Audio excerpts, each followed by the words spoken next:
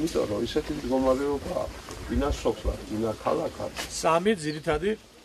პრიორიტეტი, ანუ მიმართულება აქვს ამ პროგრამას. პირველი არის ეკონომიკის აღორძინება და გულისხმობს სოფლის გადარჩენას. ქართული სოფლის აღორძინება, გადარჩენა შედის ამ ეკონომიკის საკითხში.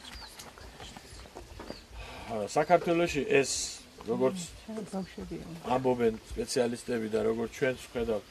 ძალიან დიდ სირთულეს არ წარმოადგენს იმდენი სიმდიდრე ბუნებრივად მოგვცა ჩვენ ღმერთმა ამ ადგილზე, რომ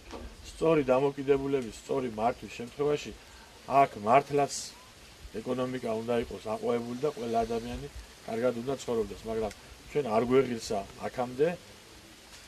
ხალხისათვის მზრუნველი და ნორმალური თავის ქვეყანაზე და ერთზე შეყვარებული მთავრობა და ხელისუფლება. ძალიან დიდი პრობლემებია, 6 წელია მეწყერია წამოსული და ეს არის, რა ქვია, გზა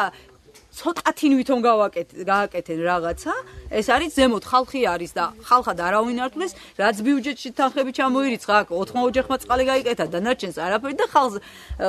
ვინც გაჭირებულია, იმას არაფერი აქვს და ამ სოფელს რო პრობლემები აქვს, იმდენი პრობლემები არ ვიცი, სად შეიძლება იყოს. დღეს ვინც არის 4 წლის წინ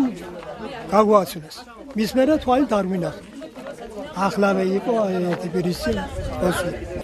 შარშან წინ ამჟავებული ყურძენი წამევიღეთ ვარ მიიღეს ის სად იყო მაშინ ახლა რომ მევიდა არჩევნებზე ბატონმა დავითმა თავის საარჩევნო პროგრამა წარმოადგინა დიდებული გაიგაცი უღრუგაცი რასაც იტოს მაგ შემსრულებელია არ გაგვიგია არ ამხელენ იმას როდის მოდიან და როდის მიდიან მე რას ვიზამდი მაშინ მე ახლა რო იყო მოდიოდა და თქვი ჩემი გაჭირა მე ასე იყო მიჭირდა არ დამეხმარეთ ჩვენო ქალბატონო ასე მითხრა ენუქიძე არაფერს არ კპირდებითო და ვერაფერს ვერ გაგიკეთებთო აი მაშინ რომოსულა ახლა და უთქვიათ ახლა შენ 4 წელი არაფერი გაგიკეთებიო და კიდო კენჭრატო იყრიო მე თუ არ მოვდიოდიო გამგებელი ხომ მოდიოდა რა ვარ შენ არ მოსულხარ ახლა არ ჩვენ გაგებელს გუკეთებია რამე და არ მაგის ხალხის